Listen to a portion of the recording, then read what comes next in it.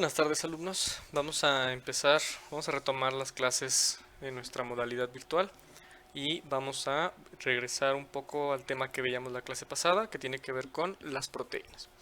La clase pasada estuvimos trabajando con las proteínas, qué son, para qué sirven, cuál es su estructura, y nos quedamos revisando una parte de lo que es el metabolismo de los aminoácidos específicamente, y veíamos lo que era la transaminación y la desaminación oxidativa. Vamos a recordar un poquito de qué se trata estos dos conceptos del metabolismo. Bien, entonces, tanto transaminación como desaminación van a tener como principio fundamental o van a trabajar sobre grupos amino, como aquí ya se los he señalado, recordando que todos los aminoácidos tienen como estructura base un cetoácido unido a un grupo amino, ¿sí? Por lo tanto, estas vías metabólicas se enfocan o trabajan específicamente con este grupo amino. ¿La transaminación en qué consiste? La transaminación esencialmente va a ser que de un aminoácido se va a desprender un grupo amino y entonces me va a quedar como restante un cetoácido, ¿sí? Pero en la transaminación este grupo amino es captado por otro cetoácido, perdón,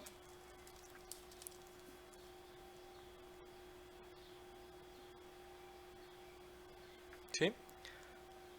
Y al ser captado por otro cetoácido, entonces se crea un aminoácido.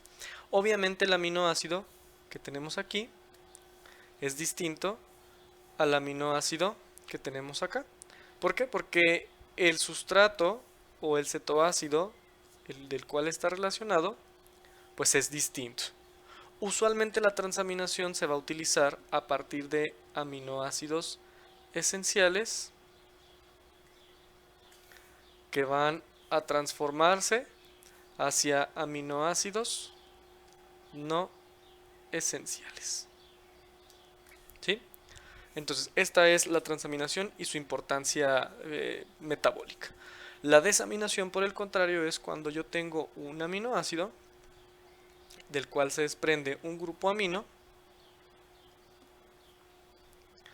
y me deja un cetoácido, pero ahora este grupo amino no lo voy a reciclar, sino que ya lo voy a eliminar.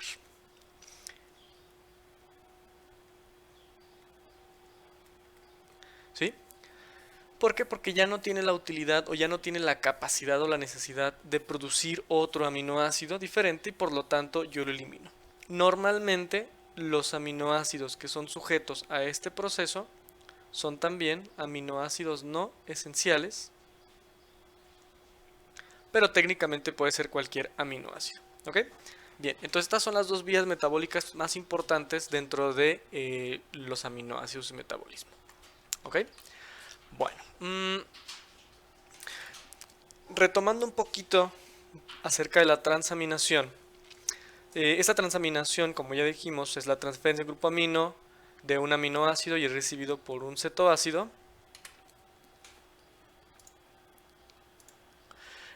Esta transaminación es la vía principal para formación y creación de aminoácidos no esenciales. Y las enzimas que catalizan esta reacción en general se le conocen como aminotransferasas. Estas enzimas van a decirnos desde el punto de vista fisiológico cosas importantes. Más adelante vamos a ver exactamente dónde están esas enzimas, dónde funciona y qué nos pueden llegar a decir. Y como cofactor suelen utilizar el PLP. PLP que es piridoxal fosfato, que es la forma activa de la piridoxina. Este es un ejemplo de transaminación. Yo aquí tengo un aminoácido, como lo ponemos en el dibujo. Este aminoácido va a liberar el grupo amino, sale de aquí, y tenemos un cetoácido, como puede ser el alfa-cetoglutarato. Este alfa-cetoglutarato usualmente proviene del ciclo de Krebs. Este alfa-cetoglutarato capta ese grupo amino en presencia de una aminotransferasa y de PLP y genera otro aminoácido. Este es un aminoácido no esencial, que es el glutamato. Y en esta reacción el aminoácido original, vamos a pensar que este hubiera sido un aminoácido esencial, me va a generar otro cetoácido, ¿sí? Este es un ejemplo de transaminación. Nótese cómo este grupo amino pasa básicamente de un lugar a otro y yo lo reciclo. La desaminación, como quedamos, es la eliminación de ese grupo amino. Ese grupo amino se va a eliminar en forma de amoníaco, NH3. El amoníaco en condiciones normales es tóxico, es decir, el amoníaco se libera de los aminoácidos y usualmente tiene que viajar por la sangre. Y es aquí cuando se puede llegar a considerar tóxico. Pero en este proceso hay una vía, más adelante vamos a verla, en la que ese amoníaco se transforma en urea y posteriormente se puede eliminar. El aminoácido que principalmente sufre este proceso de desaminación es el glutamato. El glutamato es como el aminoácido final, por decir algo, dentro del metabolismo de las proteínas, porque es el que es sujeto a desaminarse de forma más importante para generar estos iones de amoníaco y poderse eliminar en forma de urea. Este es un ejemplo de desaminación. Tenemos el alfa-cetoglutarato, tenemos el glutamato. Entonces el glutamato se desamina, es decir, pierde ese grupo amino y me queda un cetoácido. Que como quedamos, este cetoácido puede ser un intermediario dentro del ciclo de Krebs. Y este grupo amoníaco va a someterse a una vía que se llama ciclo de la urea para finalmente generar urea, que es una vía que tiene gran importancia en el funcionamiento y fisiología del ser humano, y vamos a ver más adelante cómo funciona exactamente. Bueno, ¿por qué sucede esto o cuándo sucede esto? Este fenómeno depende de lo que llamamos el recambio de proteína. A diferencia de lo que algunas personas creen, sabemos que nosotros realmente no reservamos aminoácidos. ¿Esto qué quiere decir? Si nosotros pensamos en el músculo como una estructura que está compuesta o está hecha de proteína, ¿sí? Esta estructura constantemente está en lo que llamamos recambio. Hay aminoácidos o hay proteína que llega, que empieza a formar parte de este músculo, pero al mismo tiempo aminoácidos que constantemente salen. Estos aminoácidos van a sufrir cualquiera de nuestras dos reacciones, ya sea transaminación o desaminación, dependiendo. Y esto va a suceder constantemente. ¿Por qué sucede? Porque el músculo está en trabajo o está en contracción. Entonces, a la par que yo creo músculo, también lo estoy destruyendo cuando contraigo, ¿sí? ¿Por qué? Pues porque simple y sencillamente yo tengo una fibra muscular que está en un estado de relajación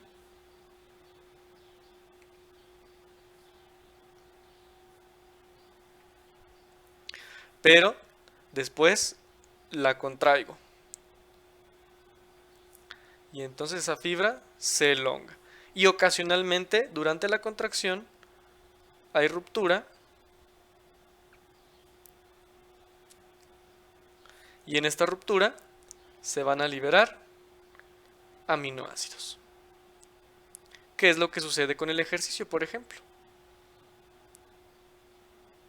¿Sí? Los aminoácidos liberados. Y yo eventualmente voy a tener que reponer esos aminoácidos a través de la dieta, por ejemplo. Este fenómeno se llama recambio proteico y sucede en absolutamente todas las células, no solamente el músculo.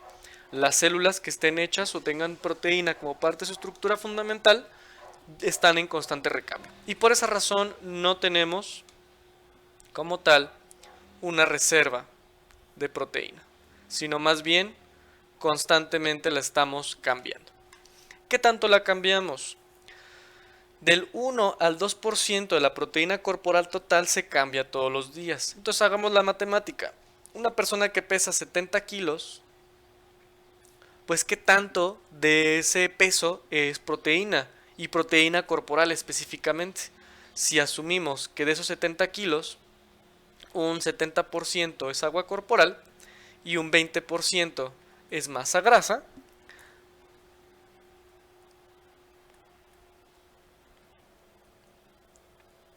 eso quiere decir que nos está quedando alrededor de un 10% de masa muscular o en forma de músculo, ¿sí? Si nosotros hacemos la comparativa, el 10% de 70 kilos, ¿cuánto es? Son 7 kilos, ¿ok? 7 kilos de pura proteína, es decir, estamos hablando de 7000 gramos, ¿sí?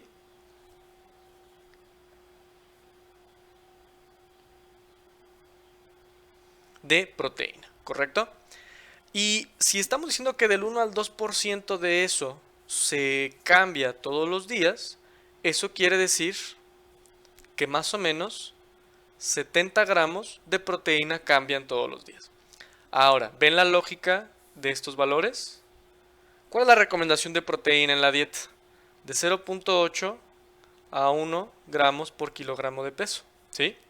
¿De dónde sale este valor? Este valor sale en parte de ese recambio proteico. Un adulto promedio va a estar más o menos recambiando cerca o alrededor de 70 gramos por día. Puede ser un poco más, dependiendo de la actividad que hagamos. Entonces, si se fijan, de esto realmente pues es en función, en relación de lo que vamos necesitando. De los aminoácidos que se liberan durante este recambio proteico, tenemos una vía de reciclaje muy importante, que es el 75%. El resto se va a degradar. Entonces, esto también quiere decir que nuestra ingesta de aminoácidos o de proteína no es tan alta, porque una buena parte de lo que estamos recambiando lo estamos reutilizando.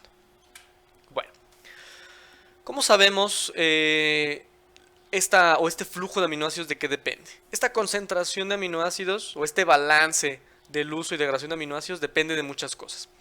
De los aminoácidos que ingerimos, es decir, de la cantidad de la proteína en la dieta. Y segundo, depende de los aminoácidos en músculo, es decir, de la masa muscular. A esto hay que sumarle que el órgano que se encarga de estos dos procesos es el hígado.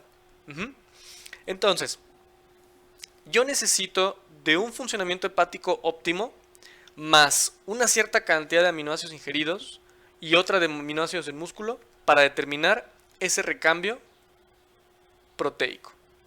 Estos elementos van a ir determinando qué tanta proteína se mueve en el cuerpo. Entonces, no solamente es qué tanto músculo tenemos, sino también qué tan bien funciona el hígado. El músculo es responsable de más de la mitad del fondo común de aminoácidos libres, lo cual tiene lógica porque la masa muscular es mucho mayor que el peso del hígado. Sin embargo, el hígado tiene las enzimas para la eliminación del nitrógeno excesivo. ¿Esto qué quiere decir? A mí nada me sirve tener una gran cantidad de músculo si tengo un problema hepático. Si yo tengo insuficiencia hepática, entonces soy incapaz de hacer recambio proteico y todo ese músculo eventualmente se va a empezar a perder o se va a desperdiciar o me va a causar más daño. Por lo tanto, una buena concentración y reserva proteica, por decirlo de alguna manera, va de la mano con un buen funcionamiento hepático. Bien, ¿y cómo funciona en general el recambio y el movimiento de aminoácidos? Entonces, nosotros normalmente cuando hablamos de aminoácidos o de proteína pensamos siempre en músculo. Vamos a pensar o tomar como referencia el músculo que está aquí. Diferentes aminoácidos se van a diferentes lados. Por ejemplo, la valina es un aminoácido que se va a ir principalmente al cerebro para utilizarse, para estructuras y demás. La glutamina es un aminoácido que puede irse al intestino, que puede irse al riñón para para eliminarse en forma de amoníaco. Y la alanina, por ejemplo, puede irse al hígado para transformarse en otros elementos, como por ejemplo glucosa. Si ustedes se fijan en el flujo de los aminoácidos que tenemos en este esquema, prácticamente todo termina aquí, en hígado. Por lo tanto, podemos decir de alguna manera que el músculo es el inicio, por así decirlo, dentro del metabolismo de las proteínas, y el hígado es el final. Aunque en realidad siempre vamos a tener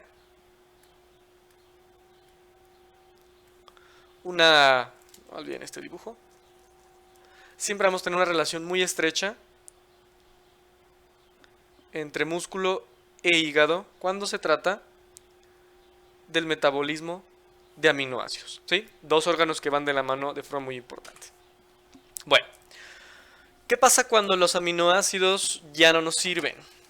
Cuando yo ya hice transaminación de un aminoácido y eventualmente llegué, por ejemplo, al glutamato, y ese glutamato ya no me sirve para hacer recambio proteico, lo tengo que desaminar.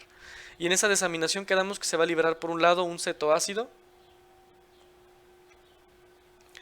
y por otro se va a eliminar amoníaco. Bueno, ¿esto cómo funciona?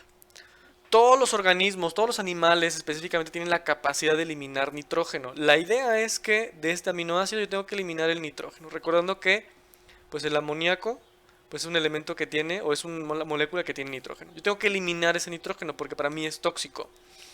Lo podemos eliminar de tres maneras: amoníaco, ácido úrico y urea. ¿Sí? Hay un grupo de peces, por ejemplo, que eliminan amoníaco y entonces ellos liberan amoníaco al medio ambiente y hacen o causan un medio ambiente relativamente ácido. Las aves, si ustedes se han fijado, el excremento o las heces de las aves es relativamente corrosiva. Si le cae un excremento de ave a tu carro y lo dejas durante mucho tiempo, empieza a despintar o empieza como a despigmentar la pintura o la corroe, porque el ácido úrico es tóxico, es un compuesto más o menos similar al amoníaco, pero no tan tóxico. Y nosotros los seres humanos eliminamos el amoníaco en forma de urea. La urea tiene una gran ventaja, que es una solución altamente soluble en agua, a diferencia de los otros compuestos, y esto le elimina o diluye radicalmente su toxicidad. Por lo tanto, la urea es un compuesto que en general no es tóxico, ¿sí? Y es capaz de circular a través de la sangre y de los líquidos corporales de forma efectiva. Para que eso funcione, yo necesito crear o producir esa urea. La urea se va a producir en 4 etapas: transaminación, desaminación oxidativa del glutamato, transporte de amoníaco y reacciones propias del ciclo de la urea. Vamos a ver cada una de las etapas. Bueno, la transaminación, que es la primera etapa dentro de la biosíntesis de urea, va a depender de enzimas, principalmente dos: ALT y AST.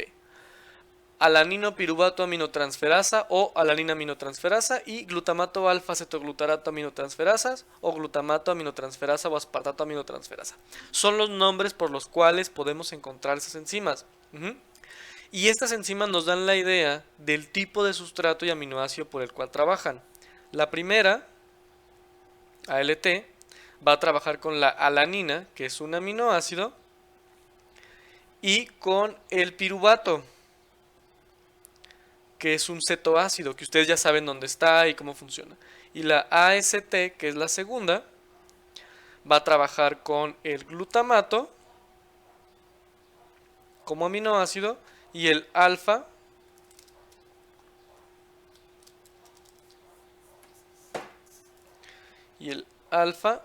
cetoglutarato como cetoácido. Por lo tanto, esa transaminación dentro del ciclo de urea depende principalmente de estas dos enzimas. Ahora, nota o dato curioso o interesante aquí: a estas dos enzimas, junto con otros elementos, forman parte de lo que se llama de forma general pruebas de función hepática. ¿Por qué? Estas enzimas quedamos que están en el hígado. Cuando yo mido la actividad de estas enzimas en sangre, puedo predecir más o menos qué tanto funciona o no funciona el hígado, y sobre eso puedo diagnosticar una probable insuficiencia hepática o una cirrosis o una encefalopatía hepática. Y obviamente va de la mano con el metabolismo de los aminoácidos. Entonces, cuando ustedes piensen o vean o escuchen el término pruebas de función hepática, piensen inmediatamente en aminotransferasas, como las enzimas que catalizan la transaminación. Bien, entonces aquí tenemos ambas enzimas. Quedamos que el primer par, que es la ALT, va a trabajar con piruvato y alanina, y el segundo par, AST, trabaja con glutamato y alfa-cetoglutarato, ¿sí? Y entonces genera estos elementos. Ambos elementos, si ustedes lo recuerdan, es algo que puede fácilmente entrar o incorporarse al ciclo de Krebs después de transformarse en acetilcoenzima, al igual que este. Lo que quiere decir que aún con la transaminación yo creo intermediarios para otras vías. Bueno, continuando. Esa transaminación. El nitrógeno de los aminoácidos se va concentrando en el glutamato. Y una vez que ya se transaminó y llegamos finalmente al glutamato, sigue o viene el siguiente paso, que es la desaminación oxidativa. Es decir, ese glutamato que ya captó de alguna manera, después de varias transaminaciones, ya captó de algún modo esos grupos amoníaco que contienen el nitrógeno que quedamos que se va a eliminar. Ese glutamato ahora debe eliminarse o se va a desaminar para poder generar o crear un amoníaco libre, ¿sí? Y que el restante, que quedamos que es el alfa-cetoglutarato, se pueda reciclar. Bueno, aquí es donde entra la parte de la determinación y análisis de la ingesta proteica, porque quiere decir que eventualmente nosotros vamos a eliminar nitrógeno, al cual vamos a llamar nitrógeno excretado. Pero también vamos a crearlo, vamos a consumirlo, y a ese le llamamos nitrógeno ingerido. Entonces, hay una cierta cantidad o un equilibrio entre la ingesta y la degradación o excreción de nitrógeno, ¿sí? ¿Por qué?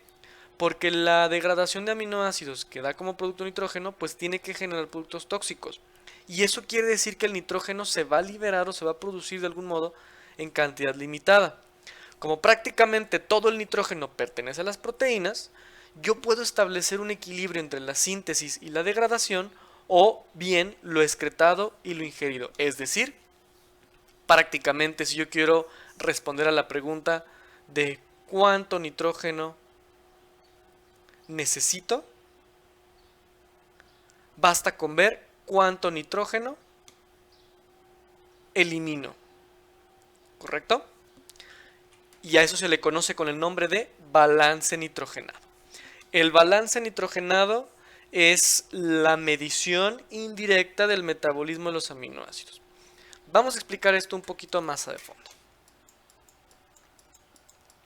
Bueno, vamos a ponerle aquí arriba.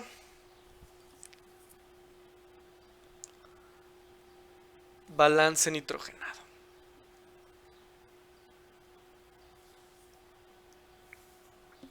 El balance nitrogenado va a resultar como un equilibrio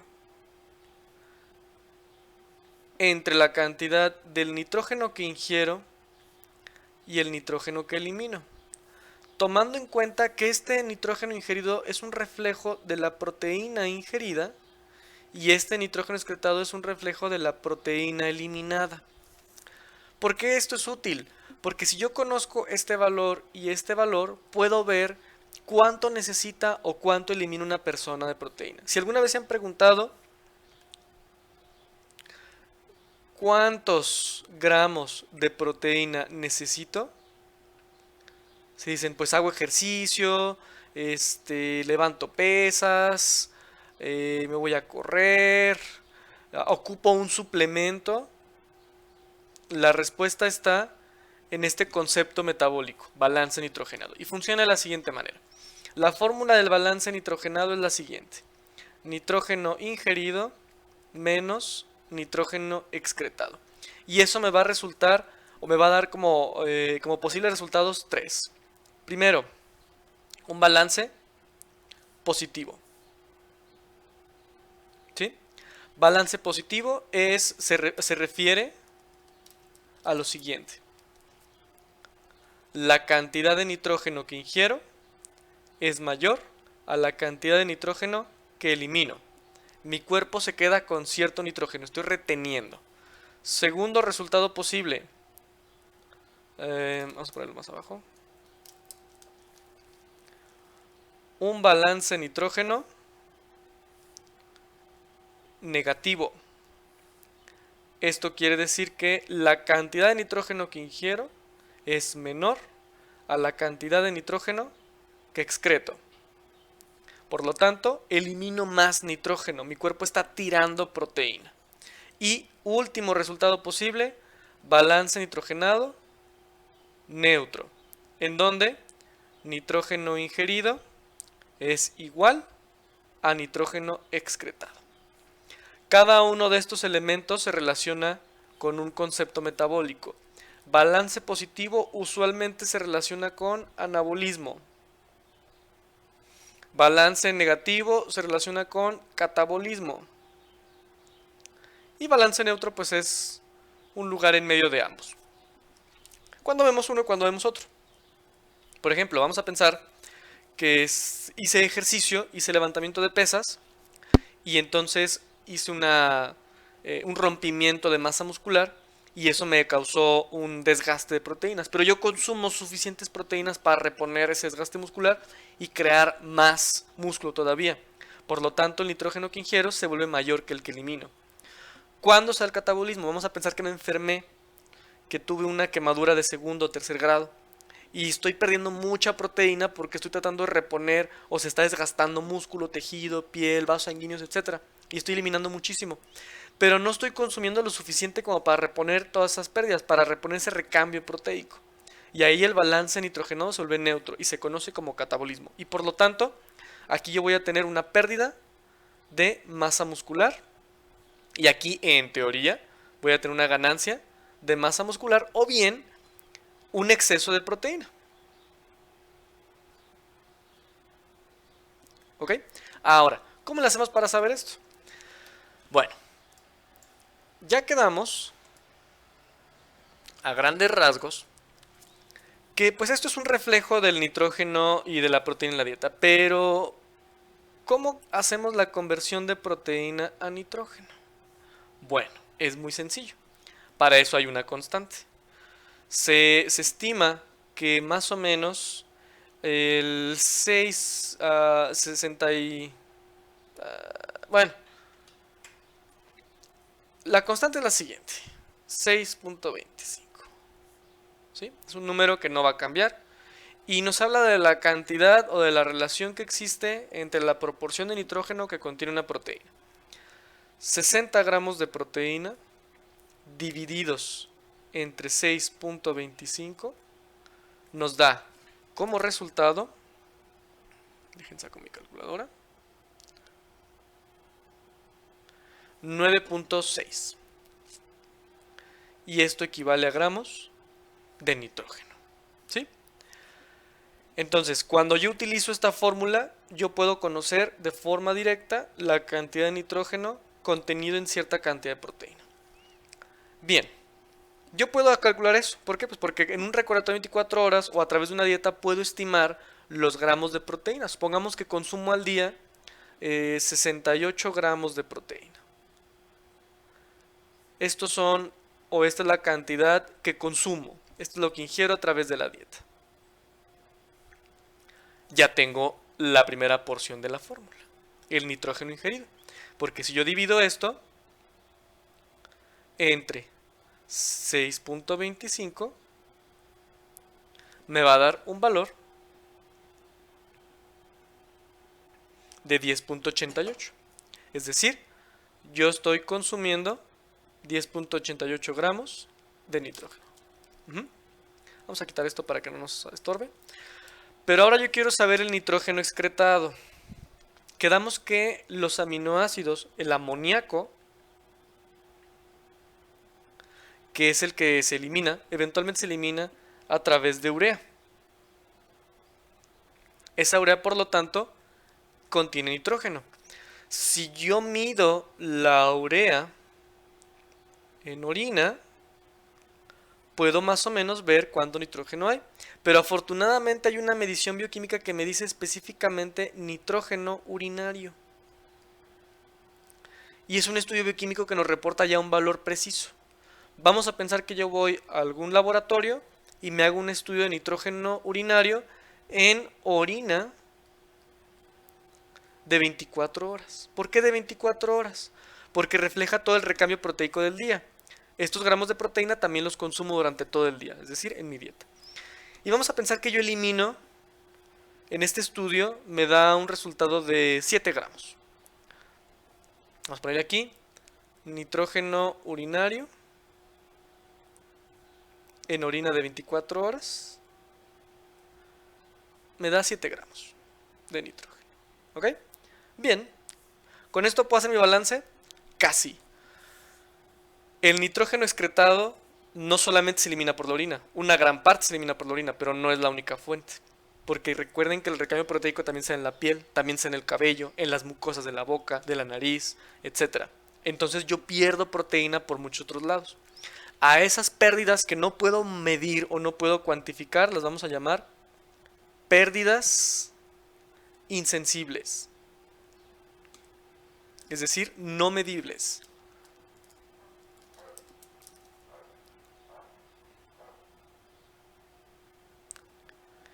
Y estas incluyen el nitrógeno y la proteína perdida a través del sudor, a través de la piel, a través de, por ejemplo, la respiración, etc. Cabello, todo aquello que no podemos medir. Se supone que un adulto en promedio pierde alrededor de 4 gramos de nitrógeno a través de estas pérdidas insensibles. Por lo tanto, tengo que sumarlo aquí. Pérdidas insensibles. 4 gramos de nitrógeno. ¿Ok? Entonces, ahora sí ya puedo hacer o aplicar mi fórmula.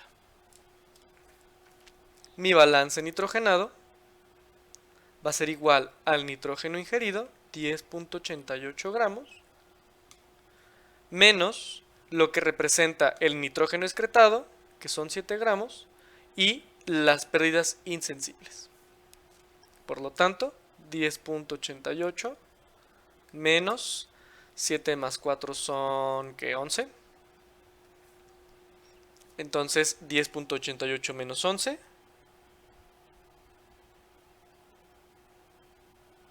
Eso nos da como resultado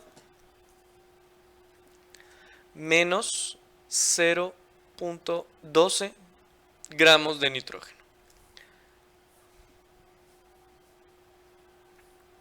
Lo cual es un valor negativo.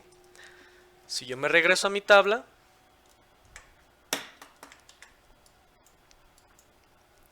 quiere decir que estoy en catabolismo y estoy perdiendo masa muscular. Y por lo tanto debo de consumir más proteína. ¿Cuánto más? Lo suficiente para mantenerme en un balance neutro. Ahora, si esta fue mi fórmula, yo originalmente estaba comiendo 68 gramos porque supuse que era lo que me tocaba. A lo mejor esto lo calculé con 0.8 gramos por kilogramo de peso o con 15% o lo que sea. Pero esto me está resultando que tengo un catabolismo, a lo mejor yo quiero consumir al menos 11 gramos de nitrógeno. Entonces, ¿cuánto equivale 11 gramos de nitrógeno? Muy fácil. Yo voy a tomar nuevamente mi constante, pero esta vez en lugar de dividir, voy a multiplicar. 11 gramos de nitrógeno por 6.25 y ahora me lo va a transformar a proteína, que es 68.75.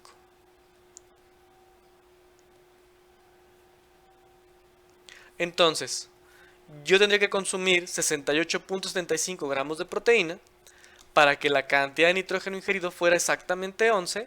Y entonces si yo tuviera 11 menos 11, me da 0, que es un balance neutro. O bien, si yo quiero un balance positivo, debo aumentar la cantidad de proteína. Este método es útil para la determinación de los requerimientos de proteína, sobre todo en pacientes hospitalizados,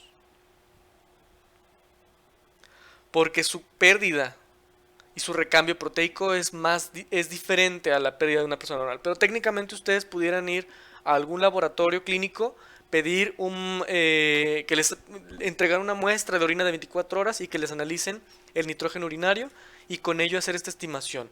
Hacerse un recordatorio de 24 horas y decir cuánta proteína estoy consumiendo, a cuánto nitrógeno equivale eso y cuánto nitrógeno estoy perdiendo y cómo está mi equilibrio, mi balance nitrogenado. ¿Ok? Espero que no haya dudas de esto, si no, pues ya saben que me pueden escribir. Bueno. Ok, entonces esto es el balance nitrogenado, que es una herramienta bastante útil para poder estimar y cuantificar las necesidades de proteína de un sujeto. Y cuando nosotros contrastamos ese balance nitrogenado contra nuestras distintas posibilidades, pues podemos determinar exactamente en qué nos encontramos, ¿sí? Bueno, se extendió un poquito más de lo pensado, por hoy le vamos a dejar aquí. Les dejé una tarea, por favor revisen la plataforma de Blackboard, ahí viene la actividad que van a hacer, es un resumen, es una tabla que va relacionada con la biosíntesis de aminoácidos no esenciales. La siguiente clase continuamos con este tema, revisamos aminoácidos no esenciales y empezamos a ver ya otros detalles del metabolismo de los aminoácidos, específicamente el ciclo de la urea, ¿sí? Ahorita nos quedamos pendientes. Nos quedamos aquí en balance nitrogenado. Recuerden que todavía nos faltan ver las otras fases de la biosíntesis de urea. Ya vimos la transaminación, la desaminación. Aquí entra el balance nitrogenado. Nos falta ver transporte de amoníaco y ya las reacciones como tal del ciclo de urea. Pero eso lo vemos en la siguiente clase, ¿ok? Si tienen alguna duda o pregunta, recuerden que pueden escribirme ya sea vía WhatsApp o a través de la plataforma Blackboard en un mensaje, ¿ok? Hasta luego.